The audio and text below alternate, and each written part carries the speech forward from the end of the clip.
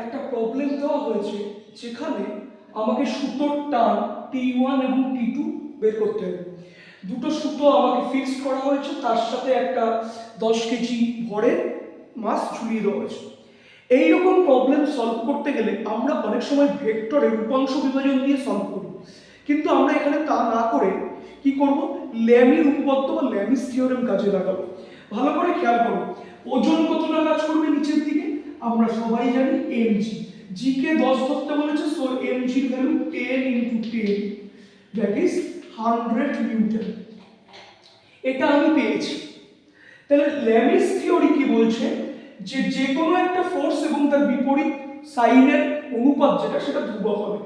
তাহলে 100 নিউটন এর অপোজিটে কে 120, তাহলে 100 by sin 120 degree equal to T2, T2 এর অপোজিটে কে এই অ্যাঙ্গেলটা 90 ডিগ্রি,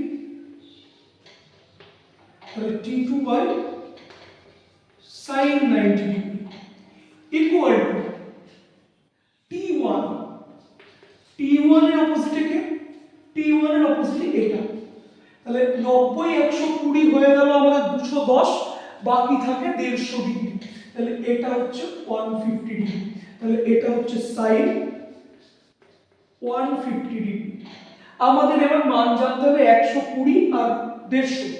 sin 120 ডিগ্রির মান হয় আমাদের √3/2 আর sin 150 মান হয় আমাদের half. So what we get, যে T2 ইকুয়াল টু কত, sin 90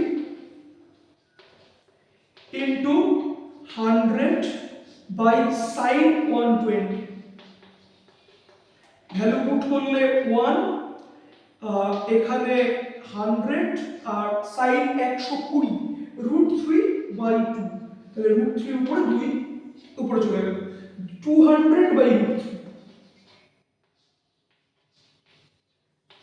নিউটন। এটা আসলে T2 এর ভ্যালু।